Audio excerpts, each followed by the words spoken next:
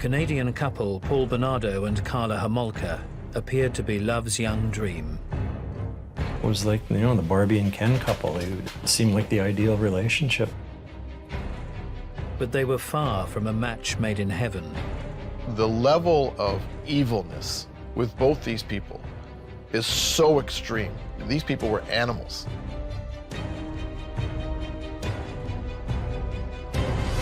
Were Bernardo and Homolka born to kill?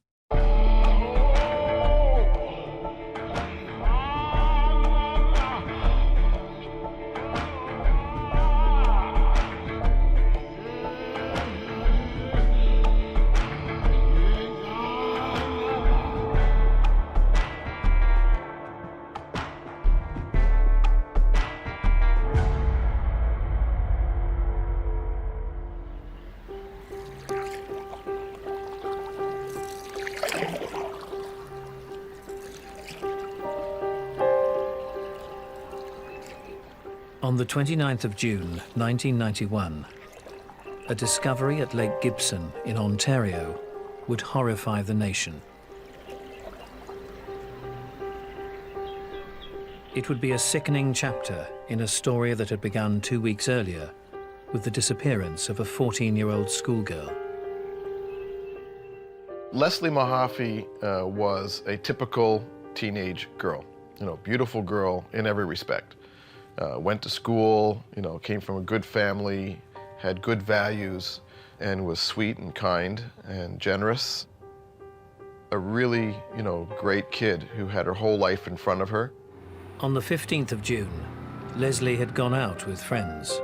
She was living at home with her mother and stepfather in Burlington, in a very nice middle-class neighborhood, and had been told that if you're out with your friends and you miss your curfew, you'll be locked out of the house. A little bit of tough love going on. Leslie Mahaffey, a friend had died, and all the very popular friend at the school, and so everybody was sort of mourning the death, and she got home a little late. The door was locked. She realized that she had forgotten her key. On all other occasions where she has forgotten her key, fortunately rare, she would ring the doorbell, knock on the door. Mom and Dad would answer the door, and she'd have to account for, missing her curfew. For reasons that are rather inexplicable, she chose not to do that. Shortly thereafter, it became very clear that something was terribly wrong.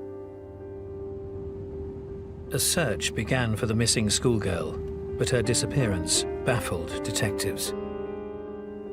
When Leslie Mahaffey disappeared from her home in Burlington, the news absolutely shocked, not just, obviously, those living in the neighborhood, but Canadians in general.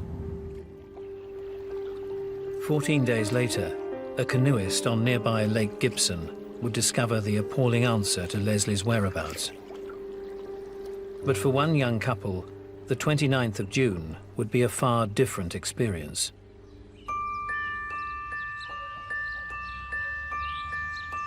That very day, Paul Bernardo and Karla Homolka were having a fairy tale wedding. Karla Homolka had always thought of herself as a princess.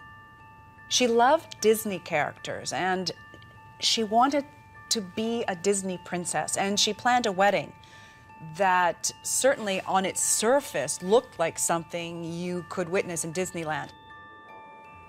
21-year-old Karla's Prince Charming was Paul Bernardo. 5 years her senior, but equally eager for a fantasy wedding. There was a rented coach, the old-fashioned coach. There was pheasant under glass. There was a ball gown of a wedding dress that had the puffy princess sleeves. To onlookers, it was the dream marriage of a dream couple. It was like, the Barbie and Ken couple. It seemed like the ideal relationship. But the true story of Paul Bernardo and Karla Homolka was no fairy tale.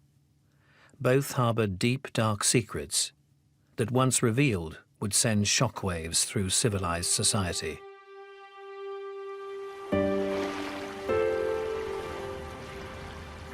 Karla Homolka's childhood has always been presented to us as more than average, average plus. She grew up in a small town. She had a mother and father whose marriage stayed intact.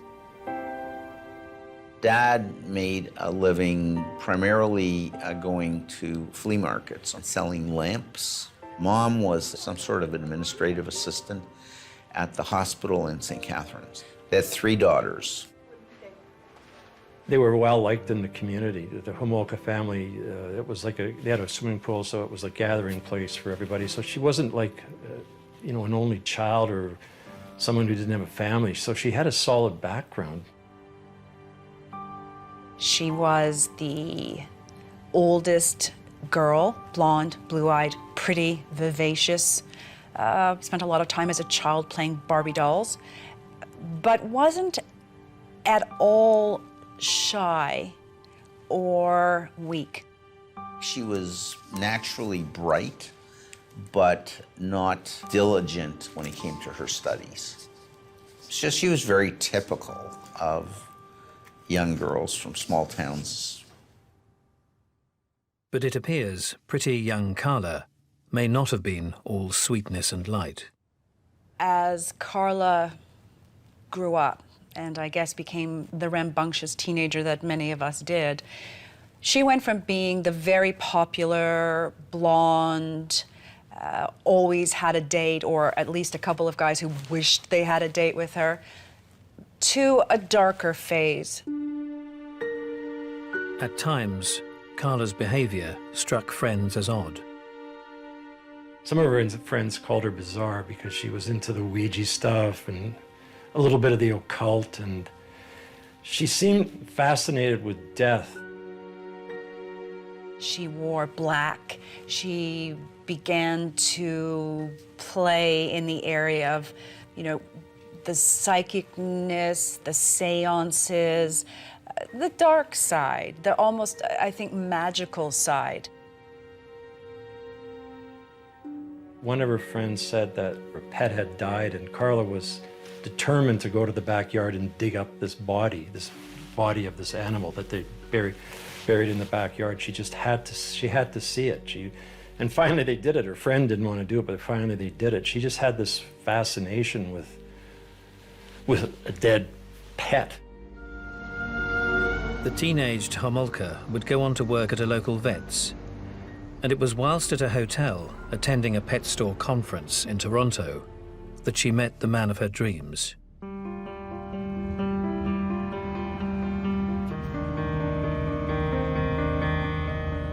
When she met Paul, it was like lust at first sight.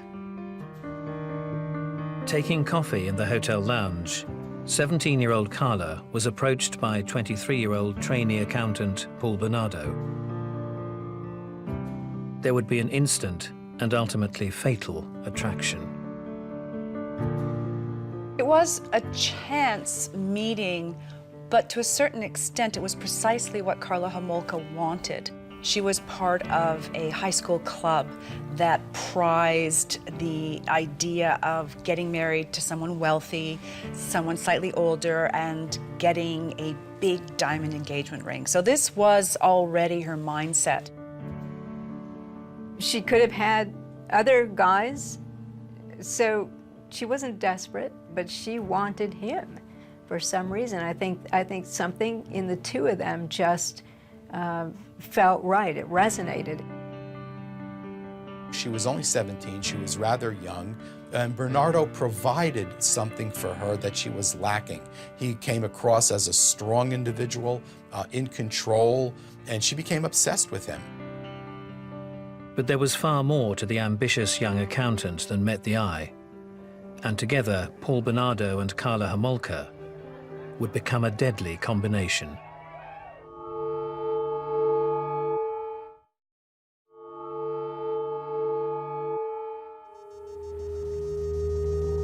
In June 1991, while police searched for missing 14-year-old schoolgirl Leslie Mahaffey, Paul Bernardo and Karla Homolka were enjoying a lavish, picture-perfect wedding.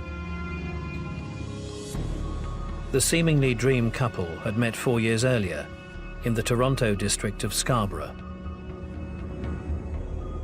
The year they met, the city would be rocked by an unprecedented series of violent rapes.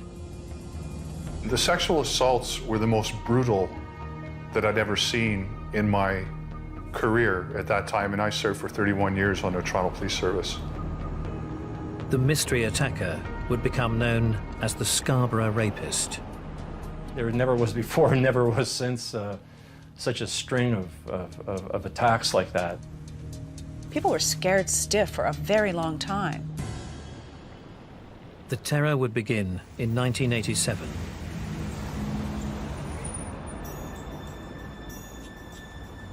It was in the late spring, and we had two sexual assaults very close to one another. Both victims were attacked on their own property. He attacked the women from behind, and they never really got a look at him at all.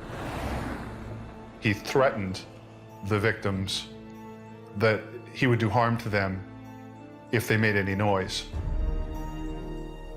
He scared them, like they were, literally afraid for their lives. If they screamed, he would kill them. So although they're attacked on their own property with family inside, they weren't able to call for help. The two assaults that spring were just the beginning. Over the next 3 years, the Scarborough rapist would strike again and again, targeting lone women and teenagers and paralyzing the community. Several women were taking buses home at, late at night, and if you were a car following, it was easy to spot if there was a lone woman on the bus. Police flooded the area and created a dedicated task force, but the elusive rapist continued to strike. They couldn't figure out where he was going to attack next. Everybody was on guard, and yet the rapes continued. May to December 1987, 6 attacks. Some of the police officers, when their shifts were over, they were still cruising the area trying to find this guy, and they just couldn't get him. April and May 1988, 3 attacks. As he continued, he escalated in his violence. And some of the violence towards these victims was unspeakable. October to December 1988, 4 attacks. He would do awful things like gather up stones and sticks and insert them into the woman who had just been raped. June 89 to May 1990, 5 more attacks. He took some of their belongings with them, which left them feeling more unsafe than they were in the first place. In a couple of cases, the women were just getting the courage to get up. He would reemerge, throw them to the ground, and attack them all over again. The damage that it did to those victims was unreal. Law enforcement knew it was only a matter of time before the unthinkable happened. When the FBI profilers actually were called in, they did say, if you don't get this guy, you can see from the way he's escalating, he will turn to murder. So there's no doubt that the fact that he wasn't getting arrested made him bolder. All the while, the Scarborough rapist was terrorizing the city. Karla Homolka was being wooed and captivated by her new beau, Paul Bernardo, a seemingly impressive and charming young man with good prospects. He finished high school and went to university and eventually found his way into the Chartered Accountants program and worked for an accounting firm. You look at him and you'd think that this guy is a professional, very, very confident, outgoing fellow who was very self-assured, didn't have any kind of doubts about his own ability. Paul Bernardo was everything Karla Homolka had ever dreamed of, both as a child and as a teenager. He was older, tall, blonde. He was handsome. She called him her prince. And he had a car and he had a job. He ticked all her boxes. But Homolka's Mr. Perfect was not all he seemed.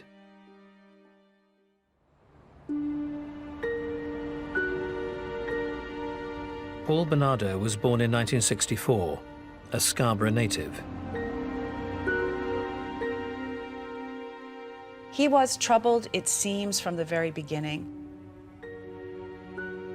His father's a voyeur, he was a peeping Tom. He seemed to be sexually inappropriate in a lot of ways. His parents were sleeping in separate rooms, and it was just a very unsettled life that he had at home. Despite the family turmoil, on the surface, the young Bernardo seemed well adjusted, joining the Boy Scouts and later becoming a summer camp counselor. He was fairly athletic. He was a lifeguard when he was younger. He also took karate lessons. And, very good looking, and he could get any girl he wanted, and he wasn't shy on ego at all. When Bernardo was 16 years old, his mother dropped a bombshell. The man he believed to be his biological father was not. Paul Bernardo had been the result of an extramarital affair. When Bernardo found out that he was a result of an extramarital relationship, he became rather angry. He became angry at his mother. She had referred to him as a bastard child. And I know that they had screaming matches, there's no question about that at all. It wasn't a great family relationship. I don't think he identified with his stepfather very much. I think he really hated him. But there was one unhealthy interest the young Paul Bernardo had in common with his stepfather.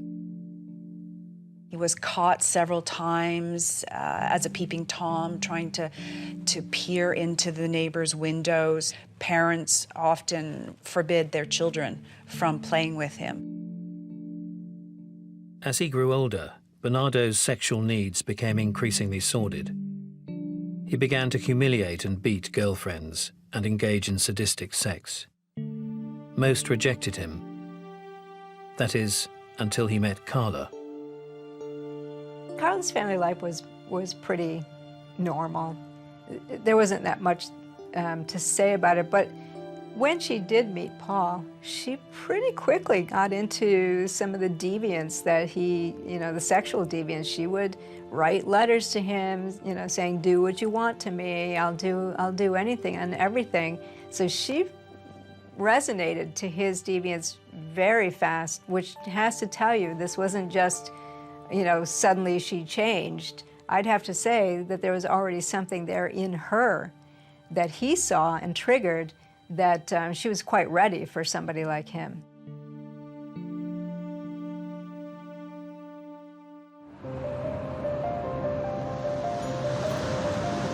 In 1990, after 3 years of terror for the city of Toronto, police got a break in their search for the Scarborough rapist. For each of his 17 known assaults, he'd been careful to make sure his victims were unable to describe him. But in May, the elusive rapist let his guard down. He was brazen enough at that particular point to attack the female from the front. This was the first glimpse that we had, which helped us create a composite drawing to help us identify this particular individual. After the composite picture was distributed, police received a tip-off that the image bore a striking resemblance to a 25-year-old local accountant, Paul Bernardo. Detective John Munro called Bernardo to the police station for questioning. I'll never forget this as long as I live. He came into our office late in the afternoon. He was neat, clean. He wore a shirt and a tie. His hair was cut.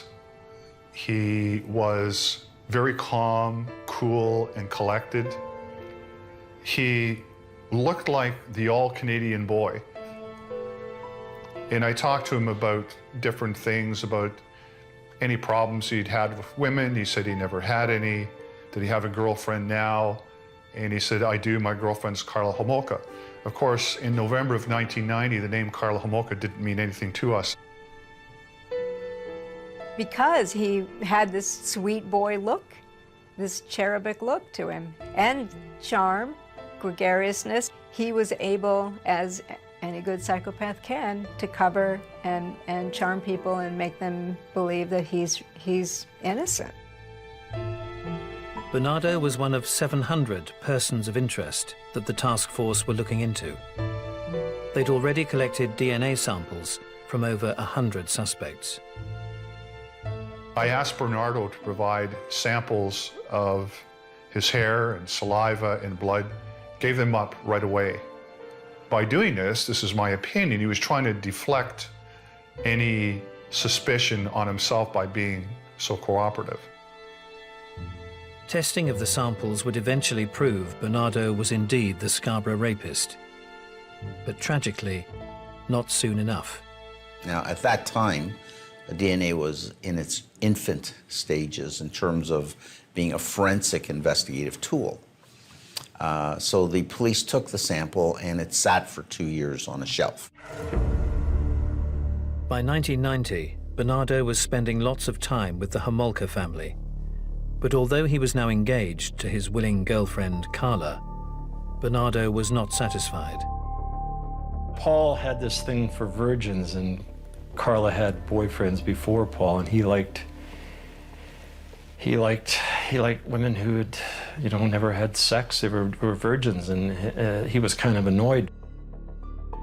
For him, Karla's 15-year-old sister would provide the answer. Karla and Tammy looked like twins, except for the age difference.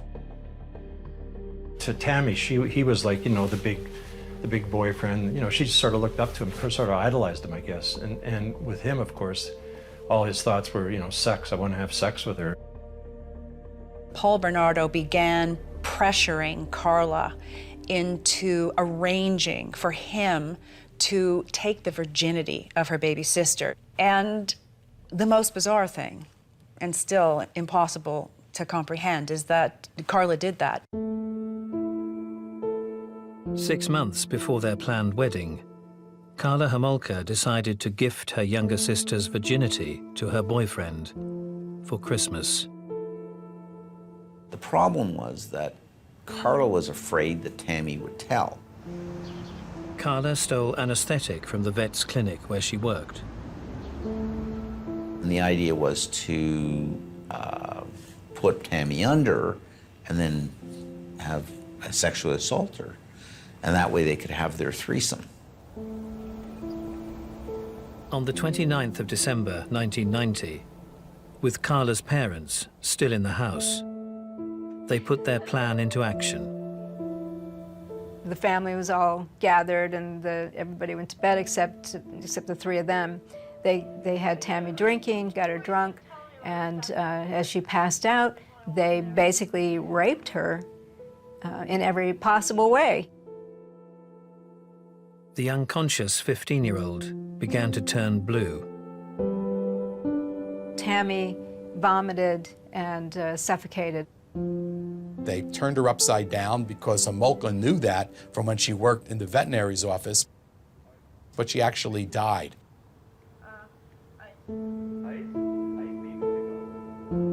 They quickly thought of a cover story, they called emergency, thought of a cover story, and that was accepted. It was all passed off as an accidental death, which it wasn't, of course. Tammy was a gift that, to this day, to even talk about it is painful, because how do you, I'm a parent, sorry. How could somebody set up her own sister? How does somebody do that?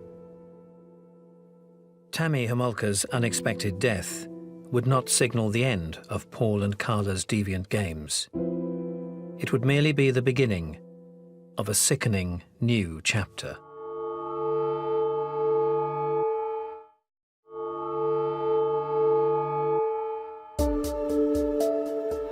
For Christmas of 1990, Karla Homolka had promised to gift her sister's virginity to her fiancé, Paul Bernardo. But as they drugged and raped 15-year-old Tammy, she choked to death. And while the Homolka family grieved the loss of the young schoolgirl, Karla and Paul continued preparations for their dream June wedding. They feigned a lot of remorse. Both Paul and Karla wept, Paul especially, about Tammy's death. But within a very short period of time, Karla was pressuring her parents to go ahead with the wedding. And she wrote to a friend how angry she was that her parents were taking so long, months, to get over Tammy's death because she wanted all of the attention back on her for her wedding. Bernardo and Homolka's lavish wedding day went ahead as planned on the 29th of June 1991. But unbeknown to onlookers, as the happy couple smiled and posed for photographers, they were hiding another dark secret. They held the answer to the riddle of missing teenager Leslie Mahaffey.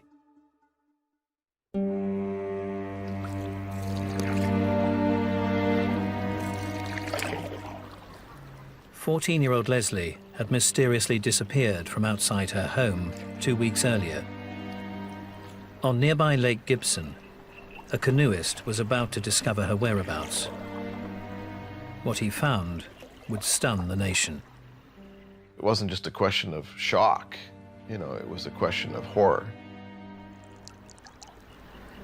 The water level was dropping down in Gibson Lake.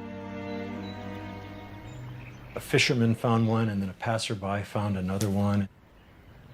Encased in cement, Leslie Mahaffey's dismembered body parts. Some of the concrete wasn't solidified. It wasn't hardened, and it came apart, and one of the body parts drifted to the surface. And then they just dredged the lake, and they found out the rest of her remains. Leslie's remains were found sawn up and encased in 8 concrete blocks. The people of Ontario now realized they had a maniac in their midst.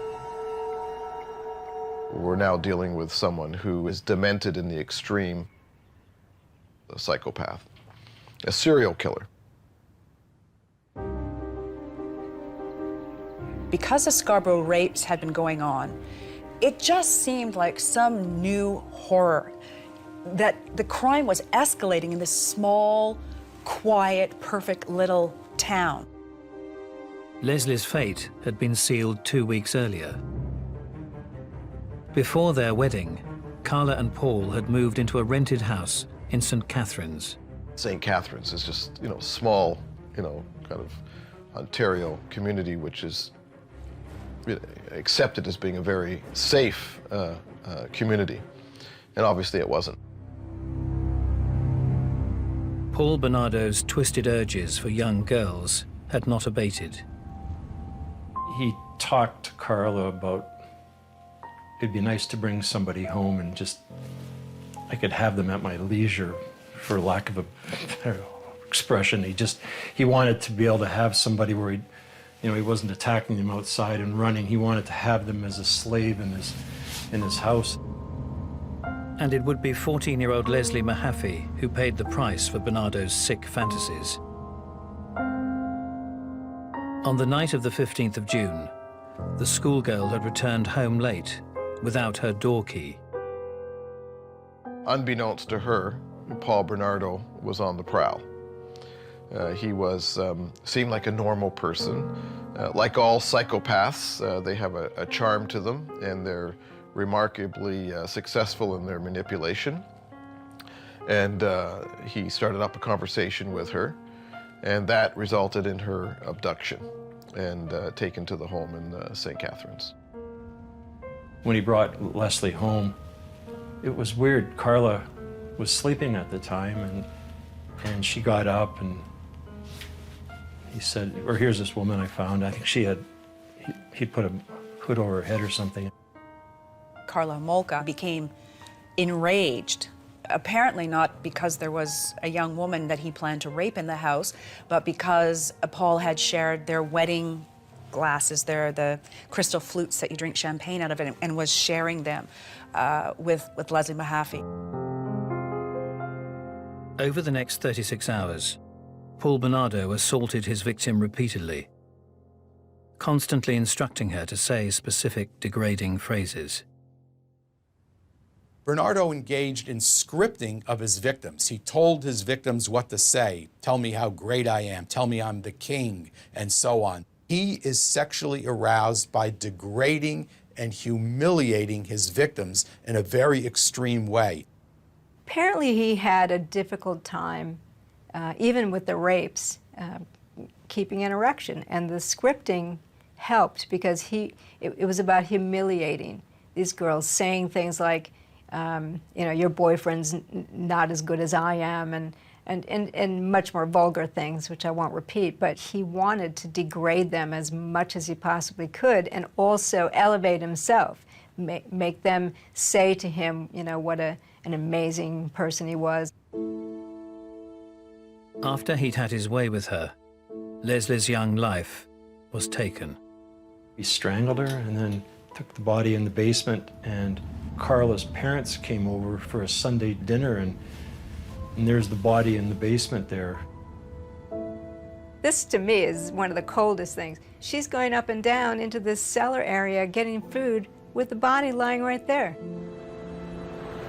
The next day, Bernardo set up a plastic tent in the basement and plugged in a power saw. He went and, you know, hacked up the body, and he bought lots of bags of concrete from one of the local stores there and encased each body part in concrete and just threw them into the, driving over a little bridge and just threw them in. Despite public horror and a high-profile police investigation, Bernardo and Homolka didn't stop.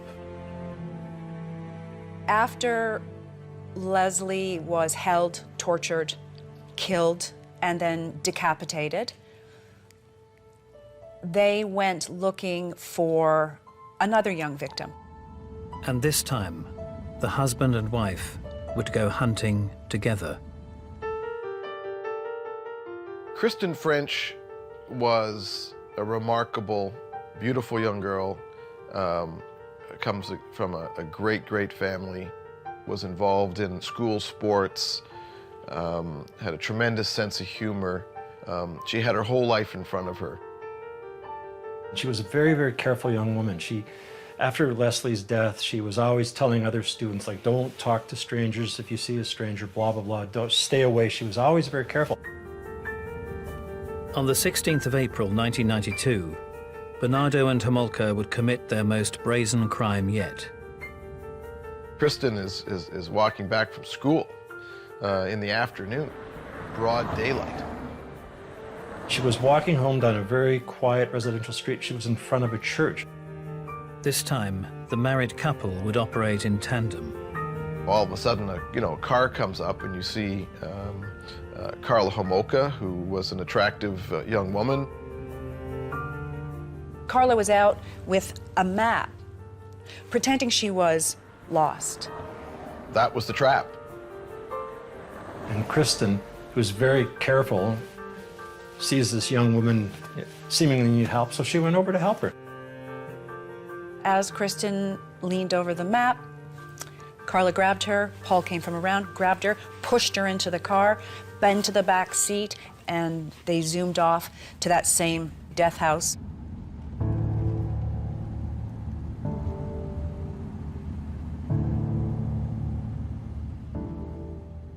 They kept her for 3 days, approximately, and videotaped it.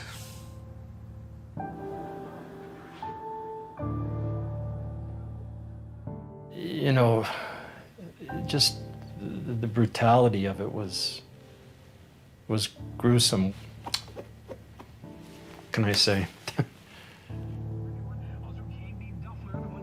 The fact that they videotaped the sadistic conduct is actually quite common. That's what sexual sadists do, and they do it because they want to manufacture their own pornography, where he's really the star actor. During her ordeal, Kristen saw an opportunity to escape her tormentor.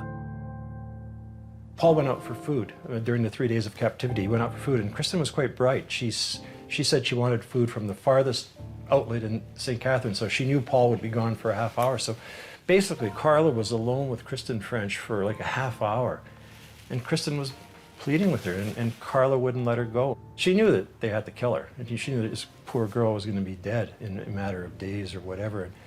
And she could have just picked up the phone and dialed 911. It would have saved her life. She didn't do it. After 3 days of degrading and brutal sexual assault, Bernardo strangled Kristen. Together, he and Karla bathed and scrubbed the body, cut off all her hair, and dumped her beside a country lane. By the time Kristen French's naked, shorn body was discovered in a ditch in Burlington, everybody was on high alert. But all was no longer well for the once happily married couple. After the murder of Kristen French, Paul and Karla's relationship would begin to break down. He started going downhill. He started living in his delusional world, and he started getting abusive with Karla. And he beat her up, and she basically left him. The assault would spell the beginning of the end for the killers. It wasn't until Karla Homolka went screaming to police about the fact that she'd been beaten up by Paul Bernardo that the case began to crack. While Homolka pressed charges against her husband for assault, the DNA samples that the Scarborough Rape Task Force had taken more than 2 years before finally surfaced. The long-awaited DNA results came back from the Scarborough rapes, and Bernardo was a match, and so they went to Karla, and she said, yeah, he confessed to me about the Scarborough rapes, and he was arrested after that. When the officers went to speak with him, he was no longer the quiet, unnervous sort of individual. He just said, I'm not telling you guys jack. Homolka, however, did talk. She admitted involvement in Bernardo's killings of Leslie Mahaffey and Kristen French and the death of her sister Tammy, but claimed that she'd been a battered wife and an unwilling accomplice. With little evidence against Bernardo for the murders, prosecutors felt they needed a witness to convict him. The only way to put Paul Bernardo in prison was to believe Karla Homolka's story. Homolka was offered a deal: testify against her husband and receive a total of just 12 years in prison. But before the trial began, a discovery was made that would show the self-proclaimed battered wife in a whole new light and horrify an entire nation.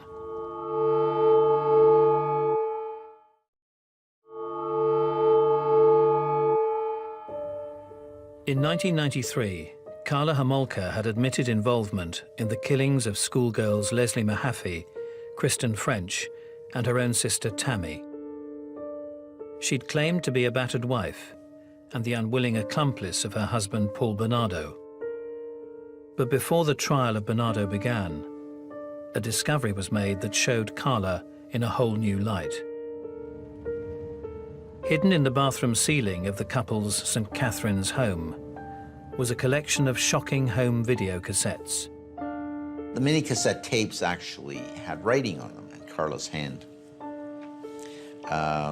Things like Kristen, Leslie, Paul, and me, with hearts and flowers on it, like little stickers. What we all discovered is that there was Karla Homolka raping, torturing these young girls right alongside her husband, Paul, and she seemed to be enjoying it. Attorney for the victims' families, Tim Danson, would be required to view the grim home movies. It was a pretty awful thing to be part of, in the sense to see that level of pain and anguish and despair at unspeakable levels. It is not something that that any human being should ever endure, and I'm talking about Kristen French and Leslie Mahaffey. I mean, it's that disturbing. The collection also included footage of Bernardo and Homolka raping Karla's unconscious younger sister, as well as a sex tape recorded shortly after her sister's death, with Karla mimicking Tammy. Within 3 weeks, we have Karla dressing in Tammy's clothing, trying to entice Paul without any remorse at all. The public would speculate that Bernardo, as the Scarborough rapist, had not killed before he met Homolka, and question if she had been the motivating force for murder. What was certain, however, was that together Bernardo and Homolka were a deadly duo. But were they born killers, or had their upbringings made them monsters? Nature versus nurture is a puzzling question in the case of Paul Bernardo and Karla Homolka. Karla Homolka apparently had a really nice suburban childhood. Oldest of 3 children, pretty popular, had a little bit of the dark teenage years, but nothing unusual.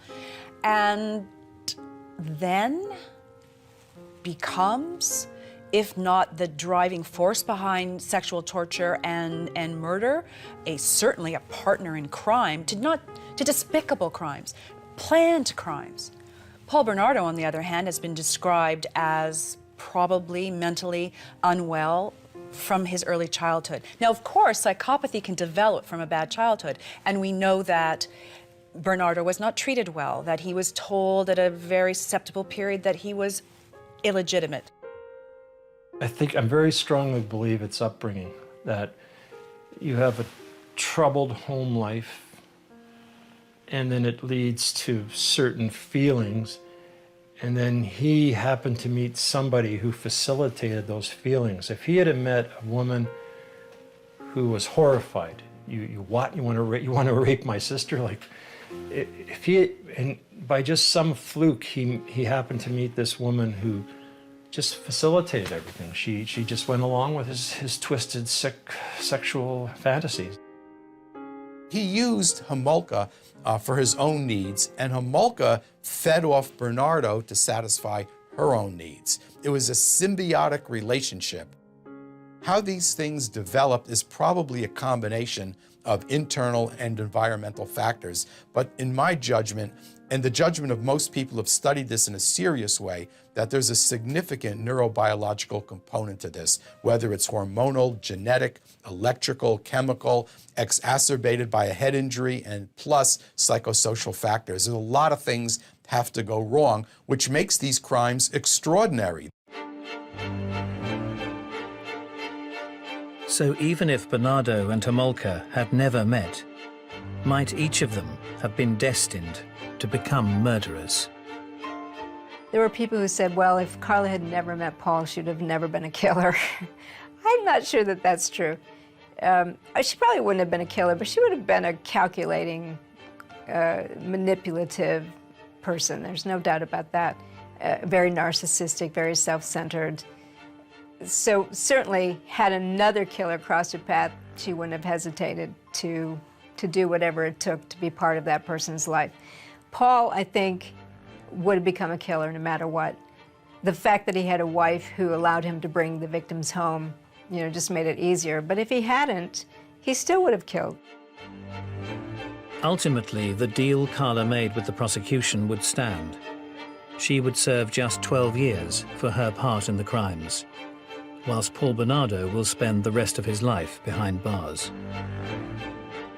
One half of this deadly duo now walks the streets free. One thing that was clear when you look at these videotapes is that the level of evilness and the level of psychopathy with both these people is so extreme that there is no ounce of being human. These people were animals. Okay, tape's on.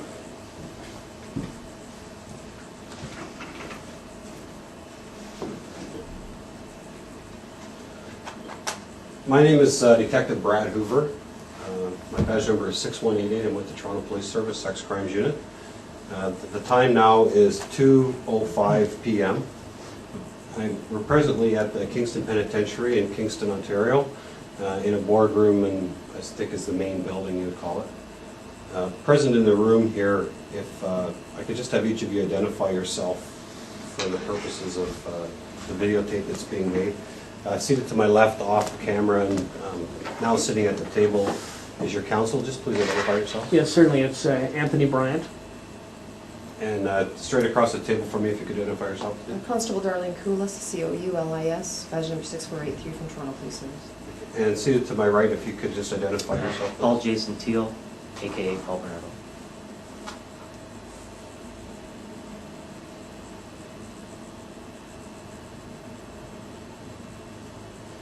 And again, my name is Brad Hoover, and today is June the 7th, 2007.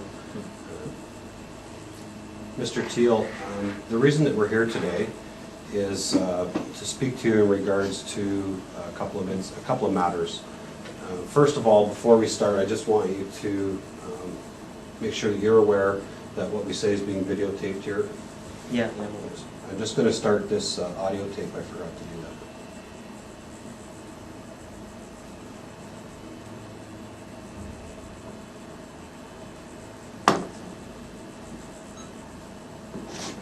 I just started this audio tape here. We started the interview at 2:05 p.m. My name is Detective Brad Hoover.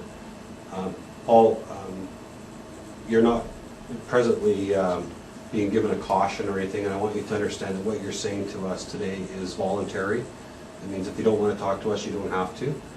Your counsel is present, and if you need to speak to him, you certainly can. But I just want to make sure that you understand that what you're saying here is voluntary, and that we're interviewing you as a potential witness. Do you understand that? Yeah.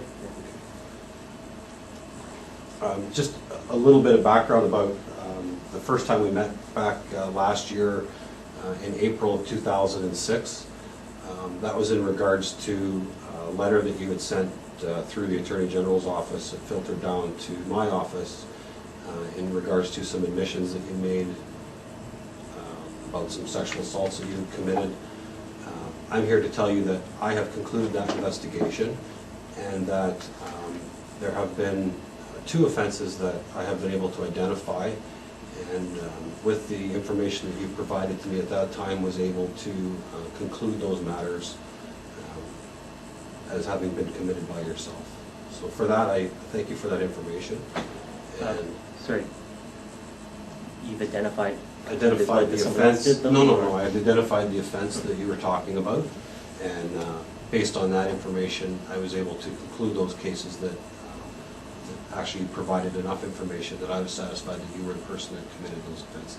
Okay. Now, Does that make sense? And that makes sense. What about ones that you thought that I came forward with and maybe thought that I didn't do it? Was there any of those? There was none that I thought that you didn't do. There was some that I didn't have enough information to either identify the offense because you were unable to provide enough details at that time, or they may not have ever been reported to the police. As you said when we spoke, some of them were, we'll call them minor type offenses, but No, I understand. offenses that may not have been reported to the police. Okay, problem. I turned on the TV, I waited for Peel Regional to come by. September rolls around, they make a public announcement, it's written on my file here that I lied to police and I did not commit the crimes that I said I committed on the offenses in Peel Region. Okay. Big problem. I have spoken to Peel Region, Yeah. and they have told me that they don't have enough information at this point to identify anything that you've, the letter that was sent to the police, or through to the police, wasn't specific enough to identify any offenses. Now, that's something that we can talk about sort of following this interview, and if you want to get into that, we can talk about that. Well, I've been sitting with this for years, and it's written on my file, and it makes me seem like, oh, he's just this crazy. You guys love doing that. I'm this crazy psychopathic liar. Why was that statement issued? Why didn't they come in and talk to me if they didn't have enough information? We were waiting on that tape. You can play that tape back. I asked you guys, is Peel Regional going to come in? I sat there month after month after month. No one came. I turned on the TV in September. Peel, declared that Paul Bernardo was, this crazy liar to police. What's the fundamental problem here? Well, No, I mean, I truth, can't- justice, the Canadian way, and no one comes in, and now you guys are saying that you didn't have enough information? Well, I can't answer for them specifically as to what they did or didn't do. I can tell you that because they're a separate police department, I don't have any control over what investigation that they did do. I can tell you that I have spoken with an investigator in Peel region, and they have told me that at this point they don't have enough information to move forward. They haven't been able to identify any offense that was specifically talked about. That statement you're giving me is much different than the public statement they said, which said I was a liar. Okay, well, I don't. There's night and day, and they didn't come in. If they didn't have enough information, why don't you come in, get the information? I mean, either I'm lying or I'm not lying. And this goes to the crux of this argument. Either I'm a liar to you, I'm going to lie to you right now about everything, like I did to Peel Regional, according to their story, or I'm not. And, you know, I'm not going to sit here and come voluntarily and have people come. You guys ban me from the press. You roll your stories over and constantly say that I'm a liar. I'm a liar. I made mistakes 17 years ago. Okay, fine, I did. But now we're talking about today, and you're not going to roll forward that I'm some psychopathic liar sitting in jail claiming other people's responsibilities for other crimes. This is a total cross-examination point. You want to start this thing? Locklear's going to grab a hold of it and say, well, he lied about other crimes. You know, he's a crazy liar. Why didn't you guys resolve this? And again, I can't answer for what Peel Region did or didn't do. Jurisdictionally, we're kind of bound as to what takes place. But still, the good guys, the bad guys. You know what I mean? You're on the same team. Yes, we are, but as far as us investigating matters that take place outside of the actual Toronto proper, that's why Peel Regional has their police service, and like Detective Hoover said, we can't answer as to what they did with their investigations or the issues that they were looking at that transpired out in their area, and we really can't speak to that. Yeah. Now, whether that's something you wish to have your counsel deal with them on, and that's something else, but unfortunately, there wasn't a lot that Detective Hoover and I could do in regards to those things. Well, That's how it leaves who's you at a bit ever of a loss watching this right now. thing, they should subpoena these guys for Peel Regional. They can bring in all the facts to show just where I lied then, if I'm a liar. That's what I say to do, because either I'm a liar or I'm not a liar, and I'm not a liar. But you guys are trying to paint me as one. The public, according to the public, they turned on the TV in September of last year, and I was this crazy liar. That's what the TV reported, and not only did they report it there, they wrote it on my file. I've got it right myself. Paul Bernardo, Peel Regional said Paul Bernardo lied to police about crimes that he didn't commit. Said he did. Okay. I mean, that's just awful. I mean, come on. Okay. Enough manipulation, you know what I mean? Either you tell the truth or don't, otherwise the whole purpose of any interview is just stupid. Because if I'm this crazy liar, I'll be just sitting here lying to you about everything, right? Right? I mean, why wouldn't I? I'm just this crazy liar. Okay. And again, I don't know exactly what was said by Peel Region, and I'm not here to answer to what they said. And so either, you know, it's one thing. You know, I'm a human being, and to say that I'm a dangerous offender, going to be raping and killing and all this stuff, it's fine. I mean, for publicity, you know, get that, you know, tough on crime, get that bad guy. But when you go to a certain point of line, it just, I mean, it affects me totally. You know, I made mistakes a long time ago. But don't say that today about me, because then we're lying, and then we got a big problem, because I'm looking at you and you're the bad guys.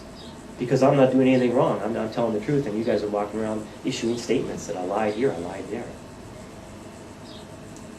No?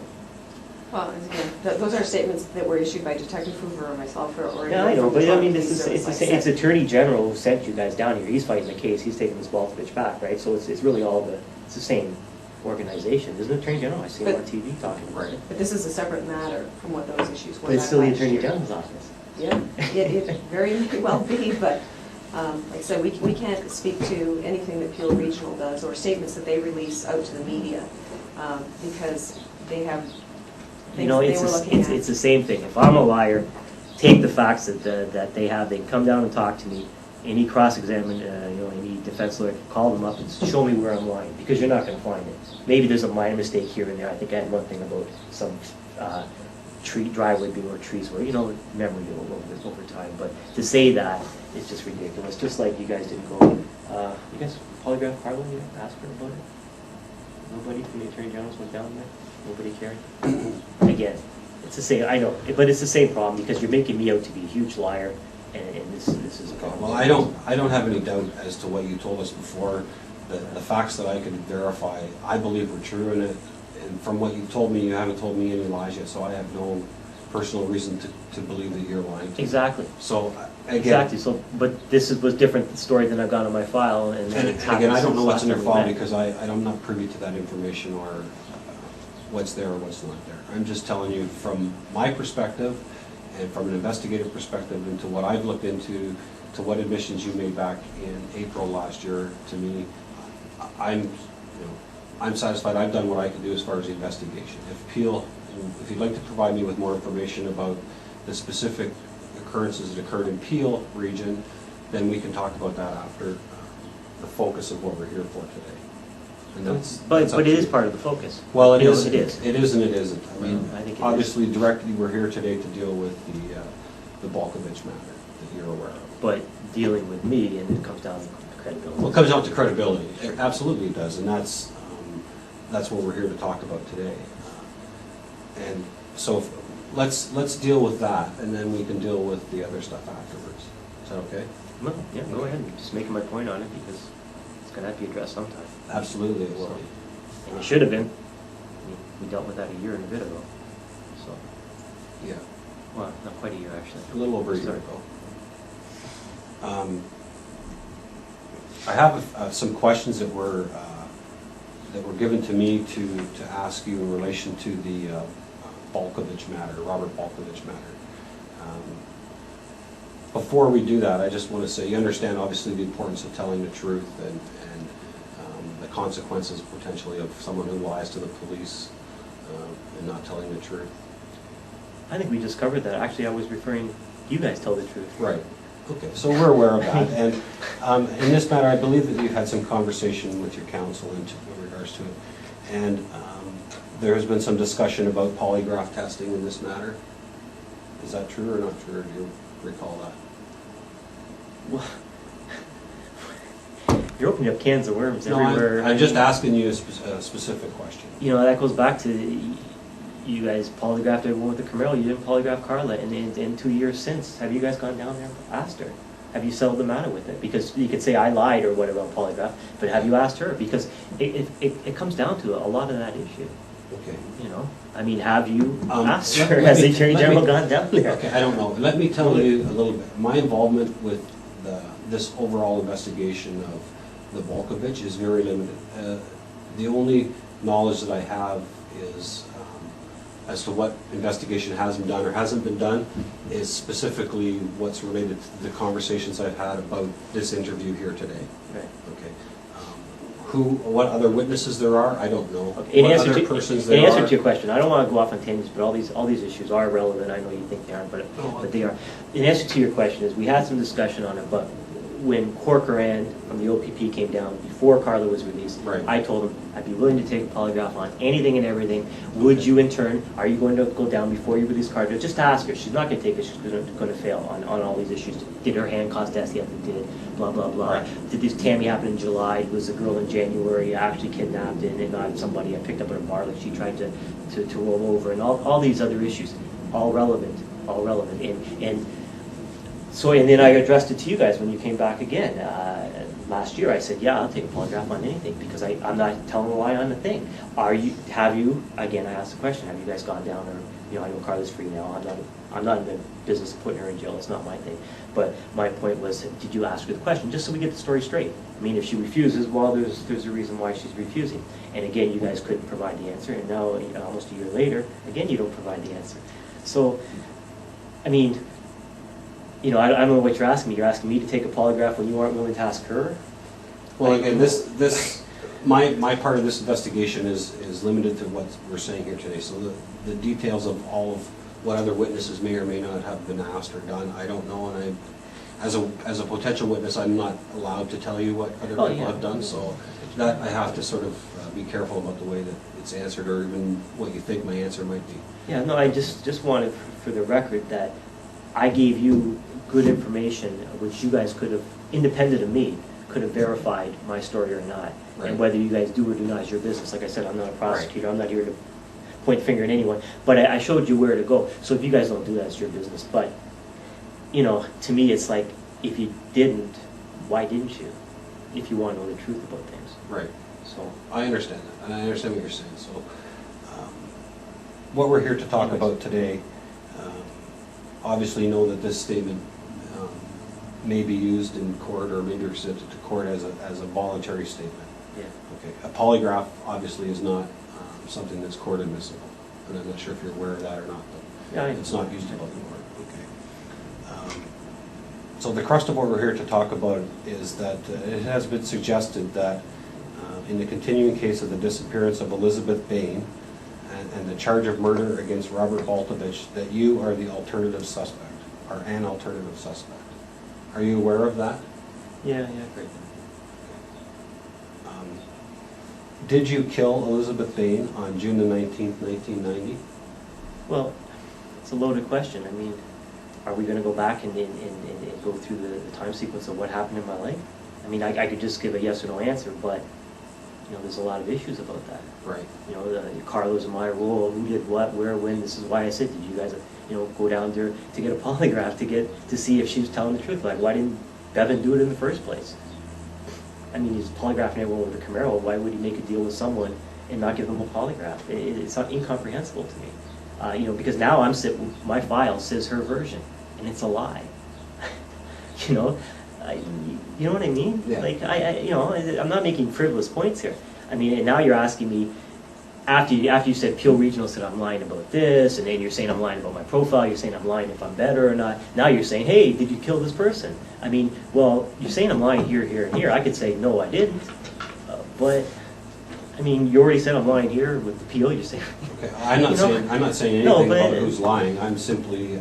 and I've given you directions to go to find the truth. Right. No one's done that. And I've asked, and again, I've told you that I've done investigation on information that you've told me, and as a result of that information, I've been able to verify in my mind where you've told me the truth. So if Peel Region is lying about you or someone else is lying about you, I have no control over that, or no... It goes right to credibility. Well, absolutely it does, and that's, I guess, the easy way then is to, if we can go through, we'll answer the questions, and yes, I hope to be able to go through some timeline to identify where you were, what you were doing specifically in relation to this case. Anyways, I know I'm giving you guys a hard time being argumentative about certain things, but I mean, really, I'm a human being, and when you guys do all these things, I've got to. Anyways, I'll try and truncate it a little bit more. But anyways, the answer to that is no. But the 800-pound gorilla in the room that's a life 25 sentence. You know, it really comes down to credibility, right. and not only credibility, but then again, timeline. I mean, between what Karla's and my roles were respectively, and this and that. The answer is no to that question. Did you have anything to do with her disappearance? No. Did you know Elizabeth Bain? Not that I know of. Had you ever met her? I'm going to answer that with I don't remember, because if I did or I didn't, I don't remember. But I know an ex-girlfriend tried to say I might have, but I guess I don't remember. You obviously are aware of her disappearance? Sort of. Okay. Do you recall when you became aware of this? Best I can recollect is after I was in jail. Didn't follow the news much.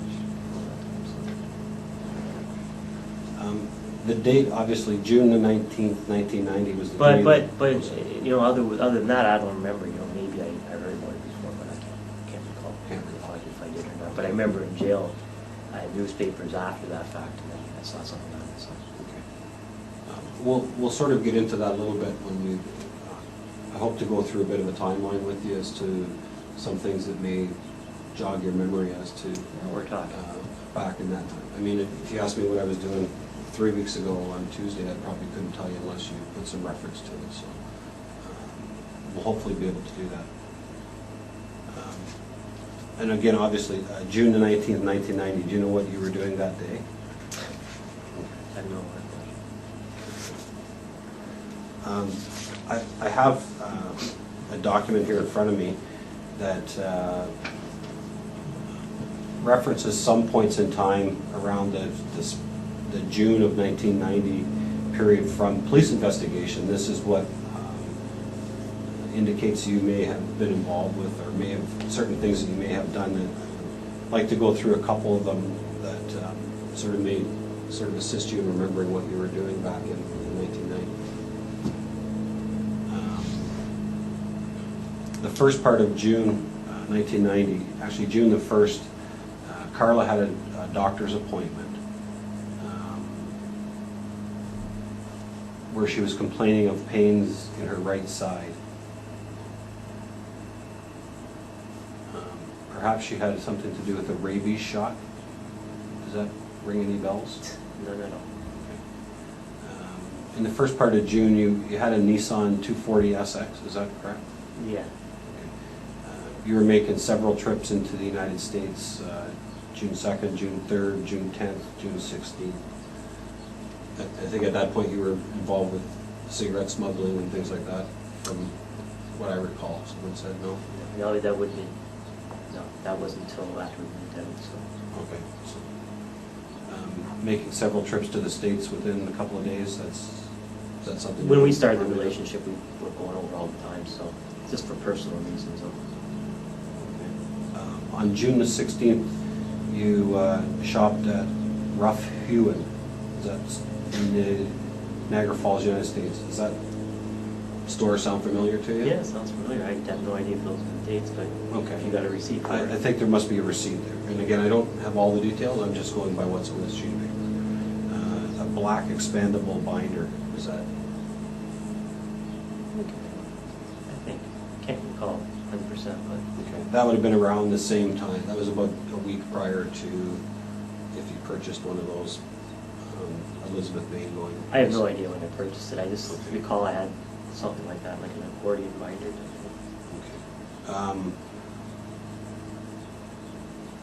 June the 16th, again, this has been the same day in St. Catharines, you attended a movie, Back to the Future 3. Do you recall when that movie came out? No idea. No. There's a receipt for a cell phone purchased at a Radio Shack at the Town and Country Mall at 6366 Yonge Street. You remember buying a cell phone? I know I bought a cell phone around that time because when I declared bankruptcy, I handed my other one in. And then I bought the Radio Shack one. I don't know the dates. Okay. Or whatever the That date would is. have been the day after Elizabeth Bain went missing. Is that, do you remember anything you were involved with around that time? You say you were going bankrupt, so what type of activity you were involved in sort of on a day-to-day basis? The only thing I remember the bankruptcy is that happened around a couple days before the sexual assault that the composite came up with. That was, if I recollect correctly, it was I think 2 days before I filed for that.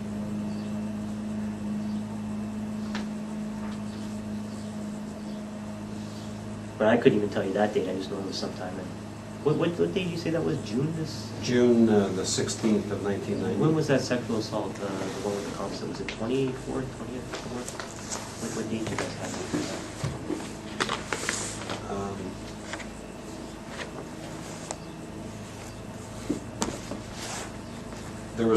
There was a sexual assault in May of 1990. Is that the composite one in May? I'm thinking that it is, but it doesn't say that specifically here. But shortly after that, My timeline's off. I don't know. at the end of June of 1990, that was the original, when someone identified you potentially as a Scarborough rapist, a bank employee. When was that? The end of? That was June the 28th of 1990.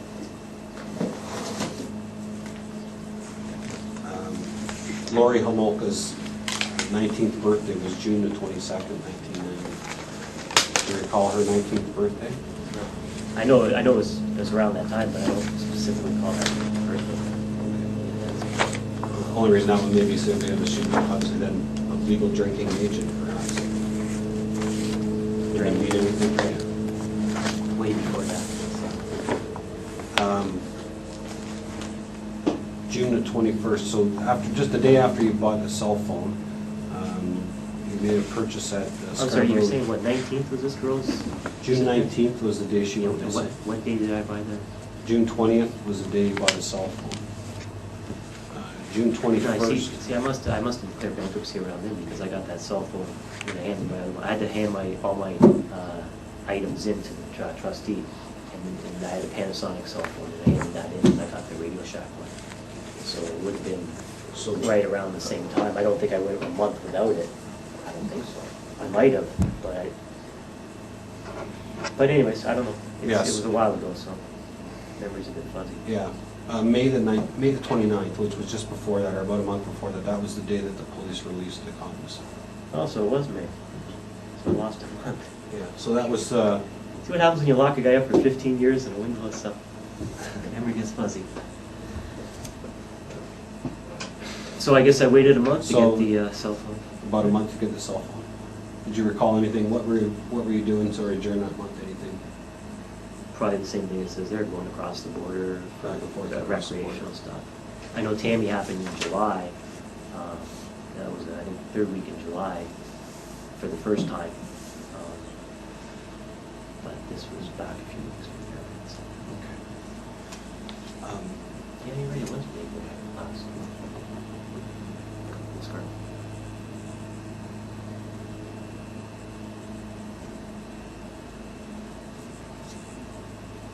Okay, so just prior to Tammy's birthday, there was some shopping at a Canadian Tire store on Shepherd Avenue. Lori's Or sorry, Lori's birthday. 2 times in one day you went to Canadian Tire on Shepherd Avenue, 1019 Shepherd Avenue. Does that normally shop at Canadian Tire stores? Back then, that time. That's before all these supercenter Walmarts and stuff came in. So. Do you ever recall having any conversations about the disappearance of Elizabeth Bain? No. If I played you it's going to play you a short audio clip. It's a conversation that you had, or a conversation between Tony Ward, who was an investigator with the Toronto Police, and Karla Homolka. I'm just going to play this, see if this sounds familiar or if it jogs your memory as to any conversation you may have had. Was there any discussion, or has there been any discussion ever about Bain's disappearance?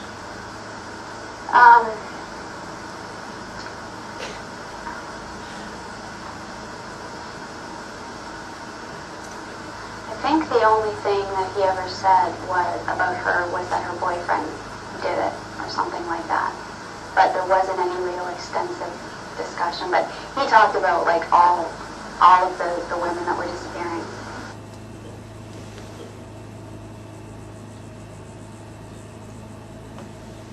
And again, that was a conversation between investigator Tony Moore with the Toronto Police Service and Karla Homolka. Does that conversation, was that something that you may recall saying that to Karla, or talking about that? Well, she went down, Paul did it. Catchphrase was the trial, Paul did it. It was Paul. And she's continuing right there. She's going, with the fact of the matter is I didn't pay attention to anything. I didn't watch the news back then. I was too busy doing other things. I didn't pay attention. Like the profile is a serial killer, pays attention to all the news media. He's a narcissistic personality, blah blah blah, and all that crap. I don't know anything about this case now. I don't know if this guy did it. I don't really even care. I'm not a prosecutor, do the right thing for society, blah blah blah. I don't know if he did it. I don't have the facts to it from those if he did it, and I certainly didn't know that thing. So to say that for me to make, she's alleging that I made a statement. The boyfriend did it. Well, some cases I have followed because I am in jail and I have nothing else to do but watch TV. But I weigh the facts. I take, like, did OJ do it, for example? Right. You weigh the facts about, whether he did or not, he got off. So, I mean, that's a lot. But I would have had to weigh the facts. I don't know the facts in the circumstances, so there's no way I can make a statement such as that. How could I say he did it if I don't know the facts of the case? So, no, she's incorrect in her statement. And it may depend on when that conversation took place between her and the investigator. Well, Ward, wasn't he back when the deal was made? And that was Ward, if I remember reading the transcripts, that was a name from day one. When she signed her little 12-year deal, no polygraph required. Hey, I'm giving you the truth there. You guys can prove me wrong. Go down there. Ask her, you'll get a no. I keep telling you, no one does it. But, I don't know why. But, you know, so that sounds like a conversation. But that's what you do. You want to blame it all on the other person. You know, you're going to paint that scenario. You know, like a psychopath scenario. Do you know Robert Balkovich? Just seen him on, the odd time flashed on TV or whatever. Like I said, I purposely avoided this case. Right. I don't like this shit in my mind. You know what I mean? You know, anything to do. You know, unfortunately, when Karla came out, I watched and tried to discern truth fact between fiction a couple of years ago. But otherwise, you know, I don't like to get into these things. I've had 100 lifetimes full of this stuff. You know, so and I don't want my mind poisoned with this and this and this. So in this case, I avoid it as much as possible. But I have seen his face on TV. Right. Anything else you would like to tell us about this investigation?